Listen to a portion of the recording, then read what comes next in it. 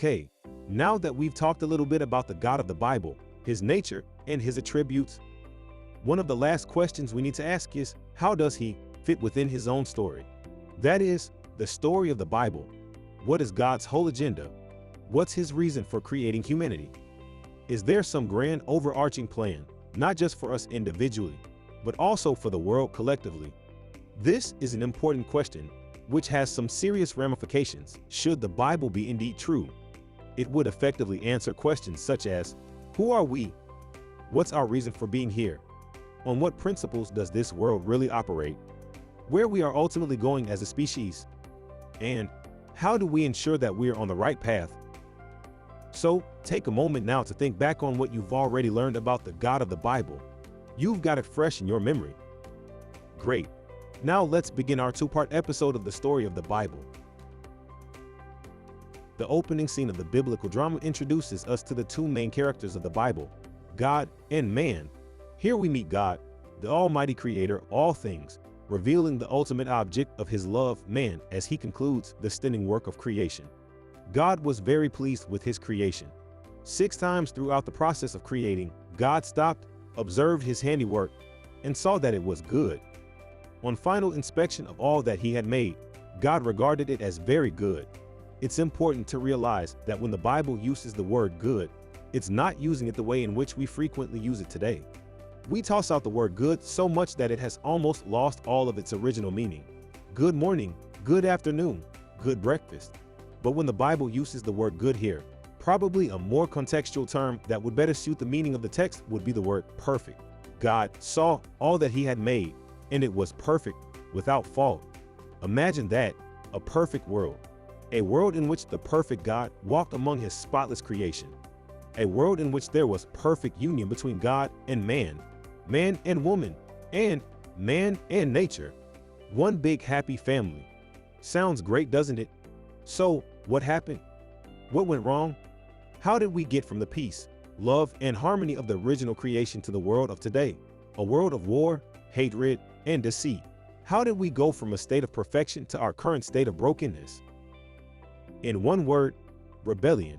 In the beautiful garden that God had placed Adam, the first man, and Eve, the first woman, he gave them this one instruction: do not eat from the tree of the knowledge of good and evil. God had given humanity a choice, the choice whether or not they would believe, obey, and trust him when he told them that eating from that tree would result in death. Now, enter into the drama, the devil. Now, who is the devil? He is a mysterious character whom we later learn is the first of God's creatures to rebel against him. He was once the highest-ranking angel among God's creatures. Now, at one point, before the beginning of the Bible, he too was presented with the free choice of whether he would likewise obey and submit to God. But the devil wouldn't submit to his creator. The devil wanted the throne of God for himself, so he rebelled against God, taking a third of all the angels with him and setting up his own spiritual anti-kingdom here on earth. This is the origins of the second king and his opposing kingdom, what Jesus would go on to describe as the kingdom of this world. And it is to this rebellious kingdom that the devil, in the Garden of Eden, successfully deceived Adam and Eve into partaking in, when they too rebelled against God. In this act of rebellion, mankind, instead of becoming like God, had actually become more like the devil. They became promise breakers, deceivers, and blame shifters. Where once they were able to live rightfully with God and each other, they now found within themselves this strong inclination towards deceit, slander, and all kinds of wickedness. And unfortunately, as a result of their choice, the whole human race would later become infected with this same sin disease. That is, hearts that are consistently pulled away from God and what is good and right. In fact, this is the chief reason the Bible gives for all the evil and suffering going on in the world today. The principle that evil isn't just outside us, but is a very real component of who we all are, even the best of us. And every time we sin, whether big or small, we participate in the act of polluting and ruining God's good world. Now, the question at this point in the story is, what is God going to do with humanity? We know that this was not how it was supposed to be. This world was supposed to be good, a good and holy God dwelling with and among his good creation. But humanity has now lost its innocence. We have become sinful. Humanity has begun its decline. we have begun to pollute not only ourselves, but also God's good world. So, what is a pure and righteous God supposed to do with us now? A once good, now disobedient, sinful human race, starting with Adam and Eve. This is the big dilemma of the Bible. This is God's big problem. Maybe you're thinking, what's the big deal? Sure, they messed up, but why can't God just pretend it didn't happen and allow things to go on as before?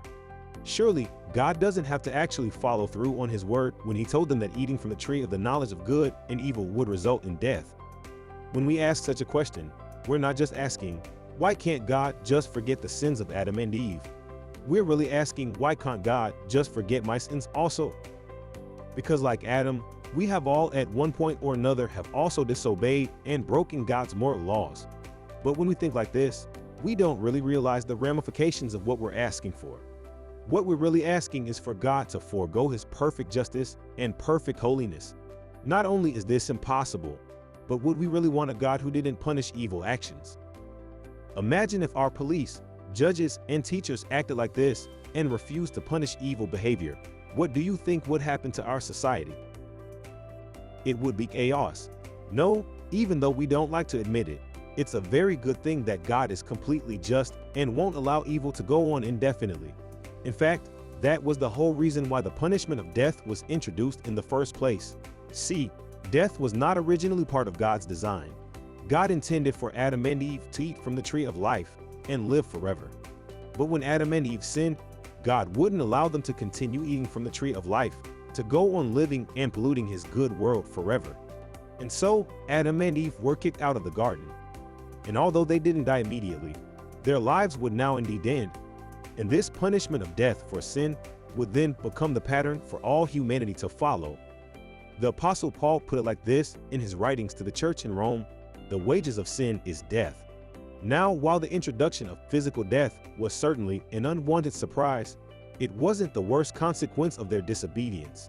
No, the worst consequence was their immediate spiritual death. What do I mean? Well, Adam and Eve being kicked out of the Garden of Eden. What this was a literal representation of the spiritual divorce that had just taken place between God and man. You may recall that before sin came into the world, God used to walk and talk with Adam and Eve in the garden. There was deep intimacy between them. However, when mankind rebelled and became sinful, God, being completely pure and holy, could no longer continue to reveal himself directly to them anymore. In the same way, their exile from God's presence also serves as a symbolic picture of our own relationship to God, which due to our own sin, has made God seem distant and unapproachable. In fact, the sin we embody doesn't just separate us from God in this life. No, the Bible says that unless our sin is dealt with, upon our death we won't be able to enter into God's presence ever. This is a serious problem that if God did nothing about, we'd all be in a completely hopeless state. So, I hope you've been able to appreciate and comprehend the message of today's video. In part 1 of this episode of the story of the Bible, we have attempted to lay out the big problem that God, throughout the rest of the Bible, will work to resolve. That big problem being that despite being filled with love, mercy, and compassion, God is morally compelled to punish all those who do wrong with not only physical death, but also spiritual death, which is eternal separation from our Creator. This is a big problem for God because he is full of love for the sons of Adam and the daughters of Eve. He doesn't desire that anyone should perish or be separated from him, but at the same time, he also can't violate his divine attributes of justice and holiness. So, what is God to do? How can he extend his mercy and grace towards us, whilst at the same time upholding justice? What's God's solution to this problem? The answer to this question will be revealed in our next video, part 2 of our journey through the story of the Bible. That's all for now. I hope you found this video helpful. If you're interested in learning more about theology, go check out the rest of our theology content on the platform. Until next time, God bless.